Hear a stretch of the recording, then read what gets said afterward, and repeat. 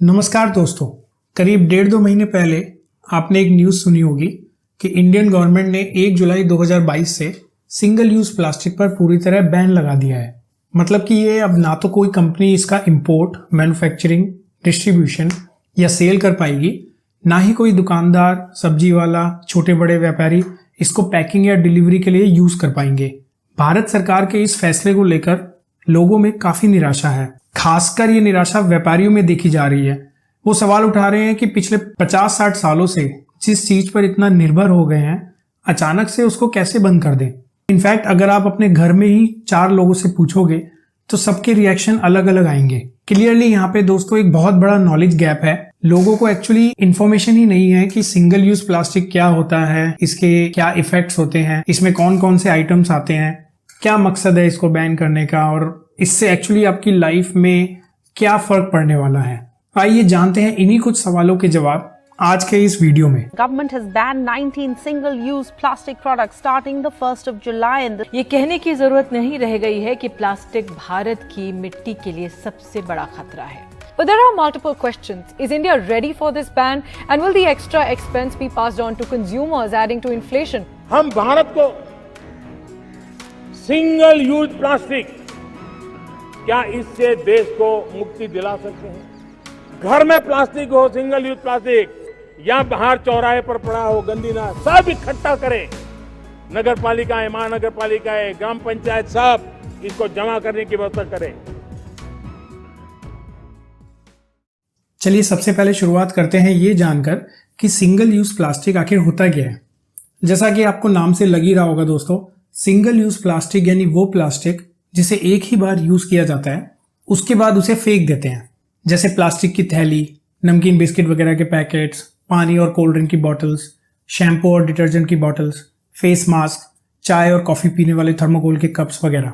इसमें सबसे पहले जो इन्वेंशन हुई थी वो हुई थी पॉलीइथिलीन की, जिसे आम भाषा में पॉलीथीन कहा जाता है दोस्तों। वैसे इसकी हिस्ट्री भी काफी इंटरेस्टिंग है। ऑफिशियली इसकी डिस्कवरी नॉर्थविच इंग्लैंड की इंपीरियल केमिकल इंडस्ट्रीज यानी ICI के साइंटिस्ट्स एरिक फॉसेट और रेजिनाल्ड गिब्सन ने की थी। ये लोग अपनी लैब में ऑर्गेनिक पॉलीमर्स पर कुछ रिसर्च करने लग रहे थे और 27 मार्च 1933 के दिन जब ये लोग इथिलीन पर रिसर्च कर रहे थे, तभी उनकी वेसल में से कुछ व्हाइट वैक्स जैसा लिक्विड लीक होने लगा। इन्होंने इस पे कुछ एक्सपेरिमेंट्स वगैरह किए और पाया कि इसमें इलेक्ट्रिक करंट भी पास नहीं हो रहा, इसमें वाटर भी पास नहीं हो रहा। उनको लगा कि इसमें काफी पोटेंशियल है। उसके बाद भी ICI को करीब 5 साल लगे इसे इंडस्ट्रियल स्केल पर बनाने में। ऐसा कहा जाता है दोस्तों कि ब्रिटेन के लिए पॉलीथीन की डिस्कवरी एक वरदान से कम नहीं थी। उन्हीं दिनों वर्ल्ड वॉर 2 स्टार्ट होने लग रहा था और ब्रिटेन ने पॉलीथीन को as an insulating material use किया अपनी रडार केबल्स बिछाने में, जिसे उन्होंने जर्मनी के अगेंस्ट एयर स्ट्राइक्स में काफी मदद मिली। उसके बाद इसके लो कॉस्ट और ह्यूज प्रैक्टिकल एप्लीकेशंस की वजह से ऑलमोस्ट हर जगह इसका यूज बढ़ता ही चला गया। 1965 में स्वीडिश कंपनी सेलोप्लास्ट ने एक 1 पीस पॉलीथीन शॉपिंग बैग बनाया। उस शॉपिंग बैग पर उन्होंने पेटेंट लिया और उसके बाद उसको पूरे यूरोप में स्प्रेड किया। फिर 1980 के दशक में यूरोप के बाद अमेरिका, एशिया और मिडिल ईस्ट में भी ऑलमोस्ट हर जगह सिंगल यूज प्लास्टिक का यूज होने लगा। जहां एक तरफ इसका यूज बढ़ता जा रहा था, वहीं दूसरी तरफ इससे रिलेटेड कचरे का ढेर भी बढ़ता जा रहा था।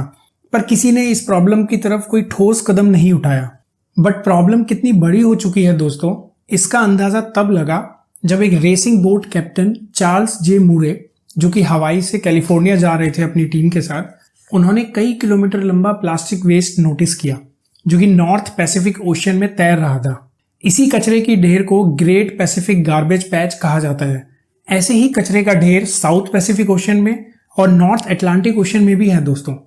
रिसर्चर्स की माने तो इसमें से कुछ प्लास्टिक्स का सामान 50 साल से भी ज्यादा पुराना है।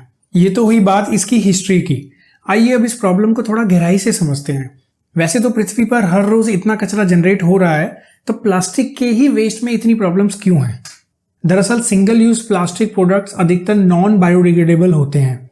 नॉन बायोडिग्रेडेबल वेस्ट वो कचरा है जिसको प्रकृति में मौजूद माइक्रो ऑर्गेनिजम्स यानी सूक्ष्म जीवी छोटे घुलनशील पदार्थों में नहीं तोड़ पाते, उसको डिकम्पोज नहीं कर पाते। इसलिए ये कचरा कई सालों तक धरती पे जीवों का तो बना रहता है। लेकिन ऐसा क्यों है कि माइक्रो ऑर्गेनिजम्स भी इसको नहीं तोड़ पाते? दोस्तों इसका जवाब इसके प्रोडक्शन के प्रोसेस में छुपा है। घर में यूज होने वाली ज्यादातर प्लास्टिक सिंथेटिक प्लास्टिक होती है, जो कि पेट्रोलियम, नेचुरल गैस या कोयले की रिफाइनिंग के प्रोसेस के समय बनती है। जैसे क्रूड ऑयल की रिफाइनिंग के टाइम पे नेफ्था नाम का एक कंपाउंड निकलता है, वैसे ही नेचुरल गैस से इथेन और प्रोपेन कंपाउंड्स निकलते हैं, जिससे अल्टीमेटली इथिलीन और प्रोपाइलिन बनता है, जो कि पॉलीमराइजेशन प्रोसेस के बाद पॉलीइथिलीन और पॉलीप्रोपाइलिन बन जाता है, जिससे पन्नी, पैकेजिंग फिल्म, गार्बेज बैग, खिलौने, बोतल वगैरह ये सब सामान बनाया जाता है। स्टैनफोर्ड यूनिवर्सिटी के रसायन विशेषज्ञ केनेथ